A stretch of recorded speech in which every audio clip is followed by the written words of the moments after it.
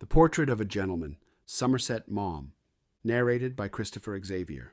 I arrived in Seoul towards evening, and after dinner, tired by the long railway journey from Peking, to stretch my cramped legs, I went for a walk. I wandered at random along a narrow and busy street.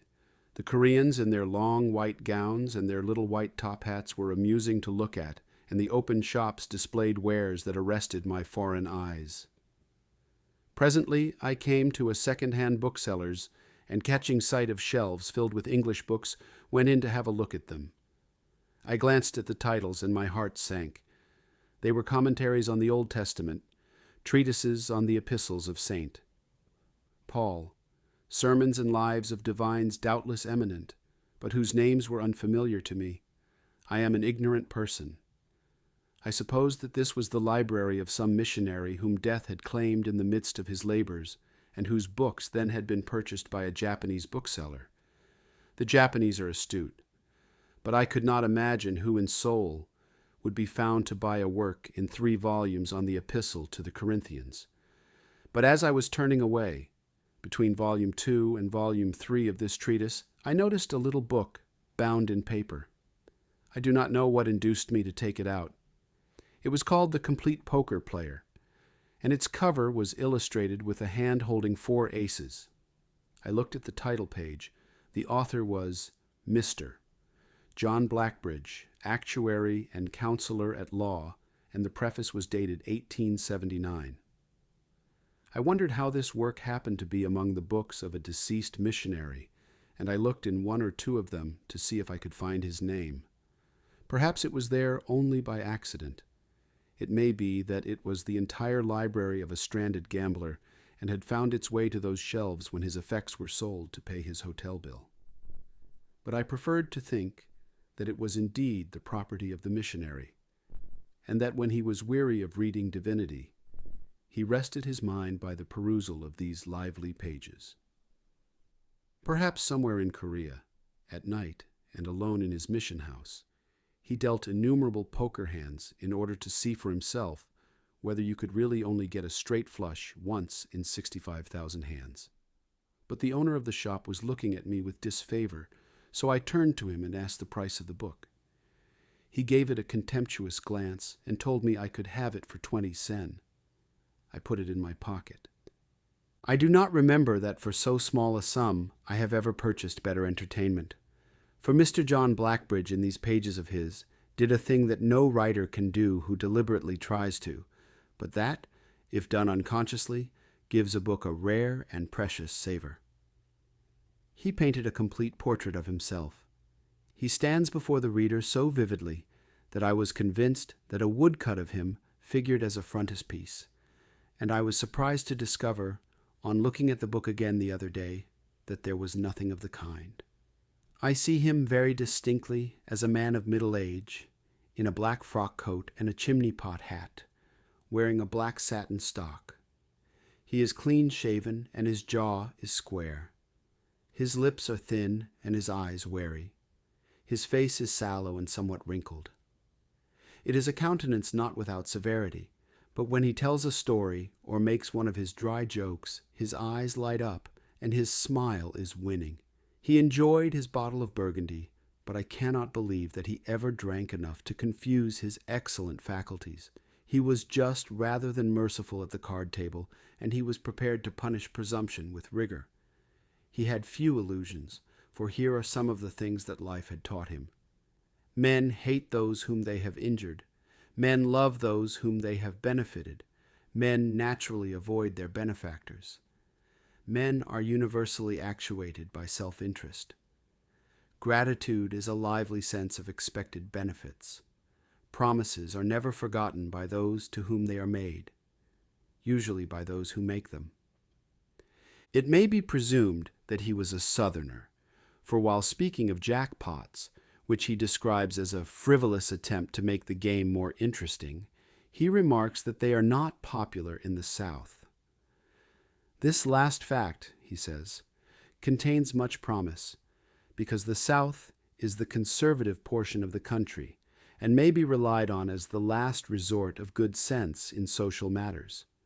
The revolutionary Kossuth made no progress below Richmond. Neither spiritualism, nor free love, nor communism has ever been received with the least favor by the Southern mind, and it is for this reason that we greatly respect the Southern verdict upon the jackpot. It was in his day an innovation, and he condemned it. The time has arrived when all additions to the present standard combinations in draw poker must be worthless, the game being complete. The jackpot, he says, was invented in Toledo, Ohio, by reckless players to compensate losses incurred by playing against cautious players. And the principle is the same as if a party should play whist for stakes, and all be obliged every few minutes to stop and purchase tickets in a lottery, or raffle for a turkey, or share a deal in keno. Poker is a game for gentlemen. He does not hesitate to make frequent use of this abused word. He lived in a day when to be a gentleman had its obligations but also its privileges, and a straight flush is to be respected, not because you make money on it. I have never seen anyone make much money upon a straight flush, he says, but because it prevents any hand from being absolutely the winning hand, and thus relieves gentlemen from the necessity of betting on a certainty. Without the use of straights, and hence without the use of a straight flush, 4 aces would be a certainty, and no gentleman could do more than call on them. This, I confess, catches me on the raw. For once in my life I had a straight flush, and bet on it till I was called. Mr. John Blackbridge had personal dignity, rectitude, humor, and common sense. The amusements of mankind, he says, have not as yet received proper recognition at the hands of the makers of the civil law and of the unwritten social law, and he had no patience with the persons who condemn the most agreeable pastime that has been invented, namely gambling, because risk is attached to it. Every transaction in life is a risk, he truly observes, and involves the question of loss and gain. To retire to rest at night is a practice that is fortified by countless precedents, and it is generally regarded as prudent and necessary, yet it is surrounded by risks of every kind. He enumerates them and finally sums up his argument with these reasonable words: if social circles welcome the banker and merchant who live by, taking fair risks for the sake of profit, there is no apparent reason why they should not at least tolerate the man who at times employs himself in giving and taking fair risks for the sake of amusement.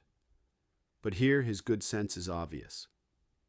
20 years of experience in the city of New York, both professionally, you must not forget that he is an actuary and counsellor-at-law, and as a student of social life, satisfy me that the average American gentleman in a large city has not over $3,000 a year to spend upon amusements.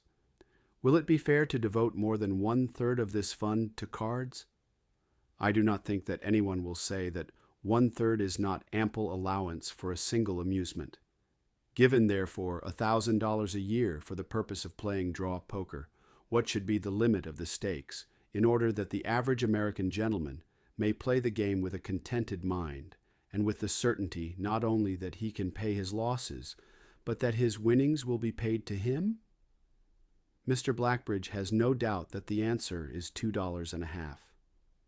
The game of poker should be intellectual and not emotional, and it is impossible to exclude the emotions from it if the stakes are so high that the question of loss and gain penetrates to the feelings. From this quotation, it may be seen that Mr. Blackbridge looked upon poker as only on the side a game of chance. He considered that it needed as much force of character, mental ability, power of decision, and insight into motive to play poker as to govern a country or to lead an army, and I have an idea that on the whole he would have thought it a more sensible use of a man's faculties. I am tempted to quote interminably, for Mr.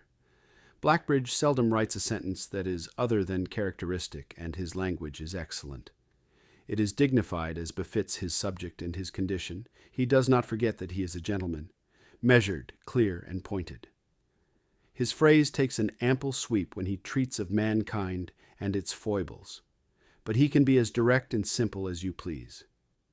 Could anything be better than this terse but adequate description of a card sharper?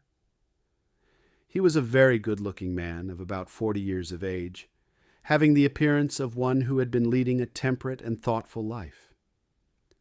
But I will content myself with giving a few of his aphorisms and wise saws chosen almost at random from the wealth of his book. Let your chips talk for you. A silent player is so far forth a mystery, and a mystery is always feared. In this game, never do anything that you are not compelled to, while cheerfully responding to your obligations. At draw poker, all statements not called for by the laws of the game or supported by ocular demonstration may be set down as fictitious, designed to enliven the path of truth throughout the game, as flowers in summer enliven the margins of the highway. Lost money is never recovered. After losing, you may win, but the losing does not bring the winning. No gentleman will ever play any game of cards with the design of habitually winning and never losing.